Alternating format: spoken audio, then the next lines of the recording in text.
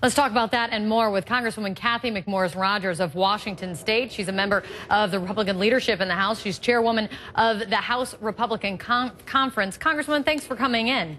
Thank you. Good to be with you. Of course. I wanted to get your reaction to what the president said there. I mean, his point that he's driving over and over again is that this is not about authorizing new spending at all. This is about paying bills that we've already racked up.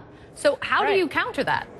It's the wrong analogy. This is about the credit card being maxed out, and then we're going to the credit card company and asking to raise that limit even farther. We are talking about future spending, and it is a debate that needs to happen. We need the president to get serious about the out-of-control spending, the record debt that we've accumulated as a country, and we need the federal government to stop spending money that it doesn't have.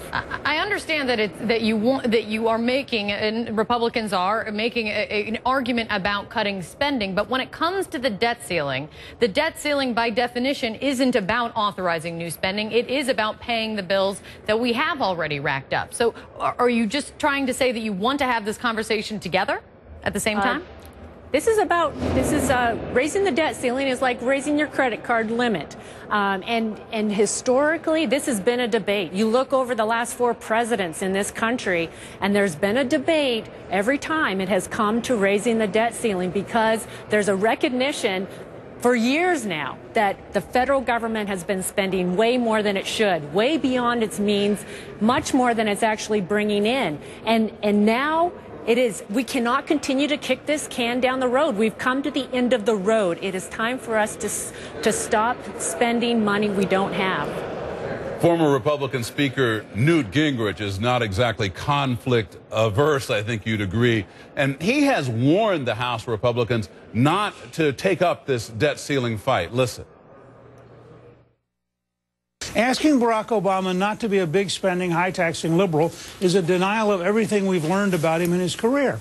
It's much better for the House Republicans to say, this is what we're prepared to do. There are dozens of places you can dramatically change spending without having to get involved in a general crisis over the U.S. debt.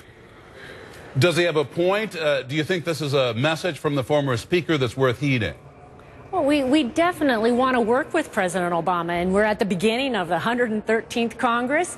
I would also say that this is our moment, though. The American people know that our economy is struggling right now, partly because of the debt that is impacting American families, hardworking taxpayers all across this country. When President Obama was in the Senate, when he was a U.S. Senator, he voted against raising the debt ceiling. And he said it was a lack of leadership that had brought us to this point.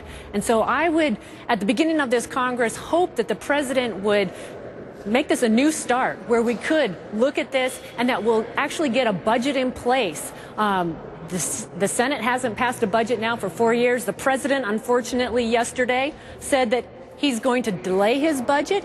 Even though the law says that he's supposed to submit the budget by February 4th, that is concerning to me that we are on autopilot, that the federal government continues to grow, we're continuing to spend more money, and we need the president to join in this effort to get our fiscal house in order.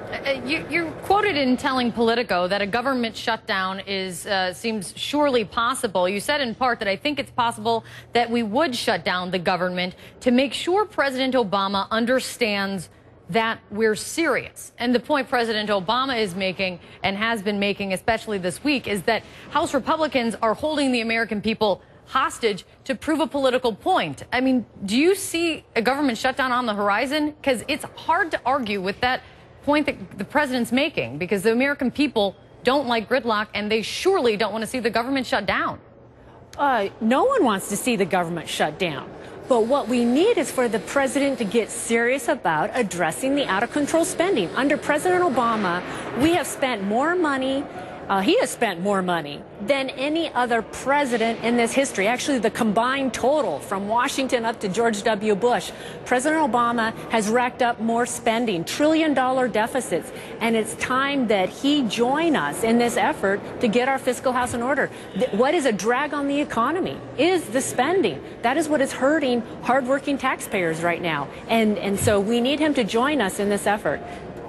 At the end of the day, this is going to be a question about public opinion. What makes you think talking about not raising the debt ceiling or shutting down the government, what you have you, is a winner in the court of public opinion?